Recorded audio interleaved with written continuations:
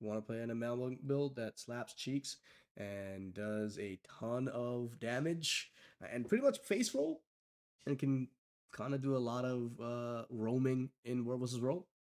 This is the build for you. For your gear, you're mostly going to be running Trailblazers, so toughness, vitality, condi, expertise. I have added, so most of them are that, but for the bottom, some of your accessories, I've run Vipers for the power condi, just so we can get a little bit of power in there. These two I have Celestial because I don't have the legendary versions of them. But if you do have legendary ones, pick the Vipers. Alright, let's talk about the runes. For the runes, you're going to go with Balthasar for the condi damage and the burning duration increase. You are going to be burning capped. I think when you have your full kind of food as well, you're going to go definitely over 100% burning. So I would probably, you could go Trapper, but I think Trapper's a little bit expensive, and I didn't have it. But you could go Trapper, and it will be just as good. For our sigils, we have a Torment, 2 stacks for 5 seconds of on a crit. The reason, this is kind of like a cover condi, covers your bleeding and poison and burning. And then the cooldown's 5 seconds. You have multiple multi-hits, you'll trigger this easily. And then the second one is Sigil of Earth, infinite bleeding on a crit, 2-second cooldown, combined with our Sanguine Array that gives us might, combos really well. And then for your Relic of Mistranger, you have multiple multi-hit skills. This triggers a lot and heals a decent amount. Now let's quickly talk about your skills. You're running Spear, so all your Spear skills. For your heal, Mitotic State, really good because you get a symbolic shielding with it. That magnetic aura for rangers is a death sentence, so it's a really good heal as well. Plasmatic State for your second one, Stance. You do a really good amount of burning, 12k, almost 13k burning when you have all your food and stuff. Oftentimes you'll see me switch this out to Liquid State depending on if I'm fighting in a larger group and I need the defensive skills or not, but most of the time I'm running Plasmatic State. Flamethrower, again, decent skill, especially with the Napalm, tons of burning coming in, and an okay CC as well. And then finally, Gaseous State, really good stun break here, and you get fumbling, so like every attack, or every physical attack I think, does not hit, and so you essentially have like a 4-second lock of sorts. And then finally for the ult, Flux State, amazing ult, no arguments there. For your morph skills, Demolish, the reason we go into Demolish is 20% healing on Berserker Strain. You do a ton of healing, and you get stability for 6 seconds, so unCCable. And then Thorns, this is a really good one because it combos well with Carbolic Composition. If you pop it regularly, it's a stun break, and anytime you get hit, you do damage, which will trigger Thorns. And then when you are evolved, every hit you do with a half-second interval will do a follow-up hit. That follow-up hit will do Carbolic Composition, as well as trigger your Mistranger. So a ton of healing coming in from, and a ton of poison damage coming in from this skill. I will sometimes swap this out to Demolish or Obliterate for the condi, essentially from Might.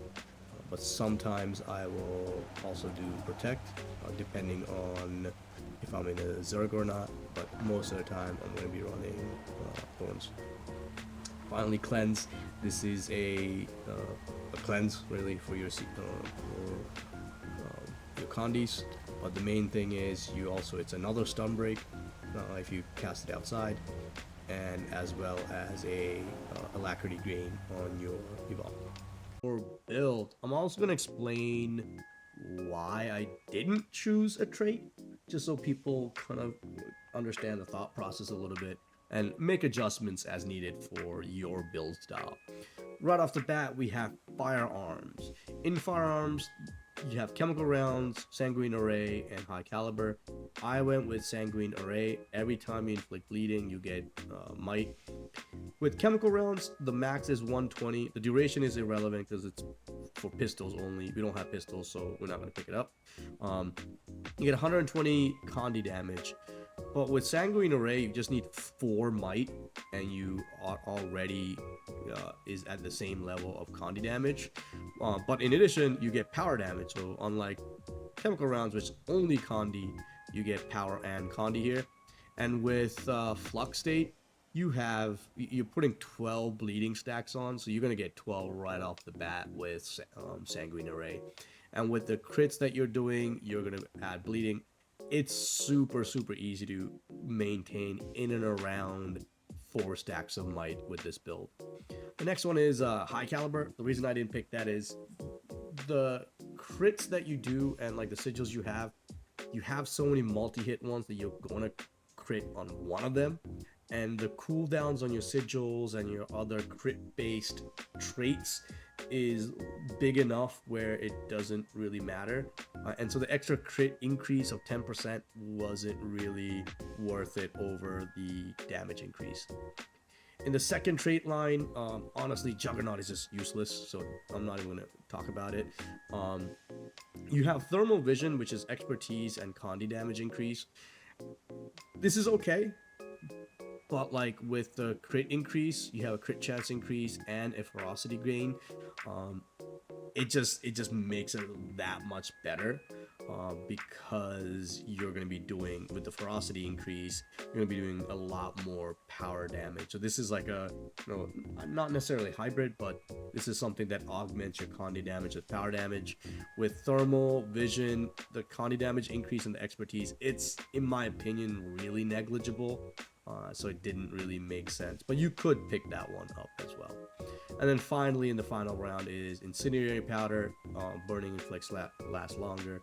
Pretty straightforward, and your crits inflict burning. With all your traits coming in, you're going to be doing this. You're going to crit at least once between that 10-second cooldown, so to constantly stack burning. Other ones weren't as important. Heavy Metal is a crit chance increase, not really as important as Incendiary Powder, and then Sharpshooter, burning to power or bleeding to power doesn't make sense because you're pretty condi heavy anyway.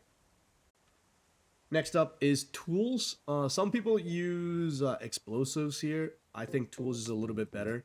You're gonna get vigor every time you pop one of your tool belt skills, so that's all of your morph skills up here, or like your morph skills up here, as well as your evolve. That's gonna give you vigor to increase your, not only your damage but also endurance. Huge. And then on your first trait line, I think static discharge is not useful. It's just, you don't do enough damage for it to count, so don't even worry about that one. Lesser utility goggles, it can be because you have a condi removal anytime you heal, but I think power wrench, which is reduce or recharge your elite skill every time you dodge, 3-second cooldown reduction. You're going to be dodging a ton here, especially when you're roaming. It just makes more sense. But you could go with utility goggles, but in my opinion, you have plenty of condi removals because you have mechanized deployment. All your tool belts remove condi, so all of these remove condi. So you have a ton of condi removal as is. So I didn't think it was worth it. On the second one, let me just call it invisible analysis, not worth it. Super conditional here. It just doesn't make any sense. You have to hit a stealth foe to trigger it, so just again doesn't make sense. You get, for the streamlined kits, 20-second cooldown. You only have really flamethrower, isn't much, so that's why we went with takedown round. You increase damage while your endurance is not full. You're dodging a lot, so that's gonna increase your damage a ton, right? Like you're gonna keep this up pretty much constantly. And then finally, on the last trait here, gadget skills are more fun. We don't really have any gadget skills, so ignore that. Kinetic battery, when you use a tool belt skill, you gain a burst of speed and do damage. You could take that. It's not bad, but I think adrenal implant is just better. You get a larger endurance regen, and every time you dodge, you reduce the cooldown of your tool belt skills. And your tool belt skills are all of these, so every time you dodge, you reduce the cooldown of symbiotic shielding, offensive protocol, thorns, cleanse, as well as evolve. It's just too strong for it to not be picked. Alright, finally we'll go into your last one, which is Amalgam. The first one is honestly, it's a toss-up, right? I like to rock, on average, Innovating Alloy, which gives you healing on Barrier and healing on Evolve. All your utility skills add Barrier, so you're gonna heal while you have that.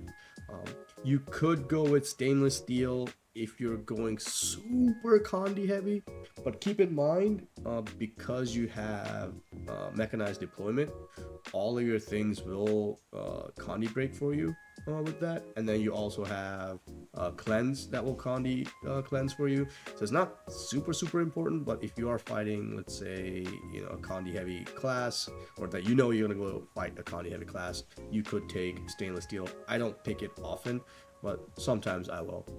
Most of the time it's going to be a toss-up between Hardened Chrome, which gives you protection, and again, you're going to be able to popping these often enough where protection is really cool.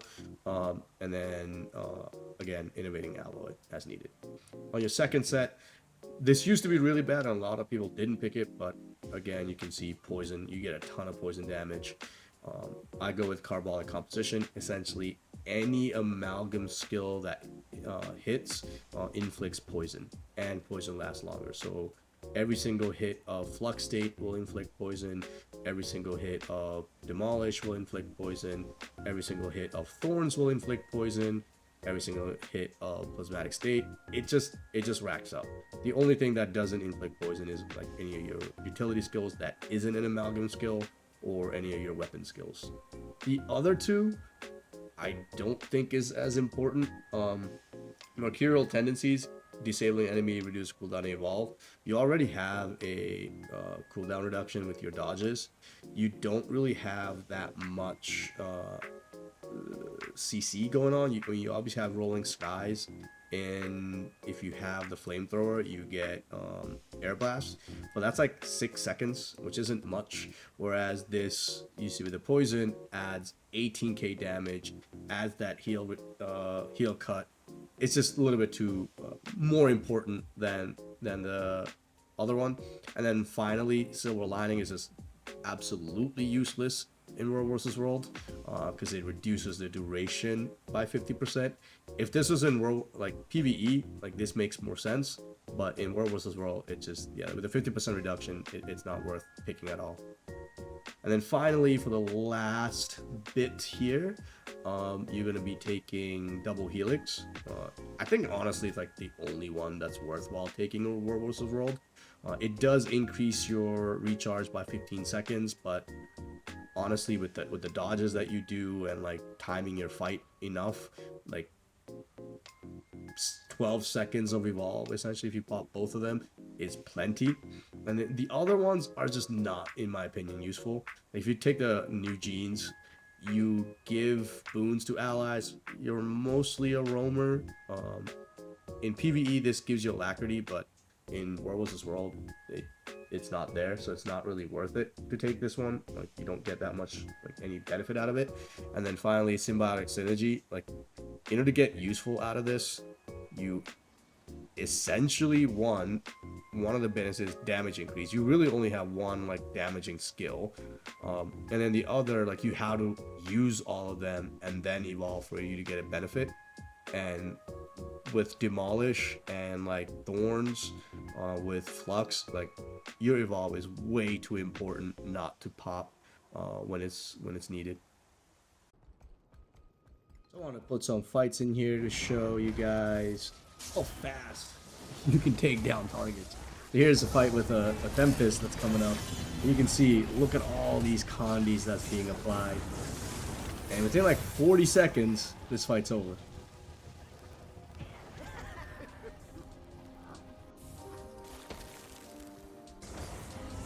So I put this fight here to show you how absolutely Faceroll this build is. I'm just out here gathering, doing my thing, and I see a ranger coming in. He hits me with that knockback, and immediately I pop my magnetic aura, and you see everything gets reflected. I literally don't even touch this guy, and he's dead.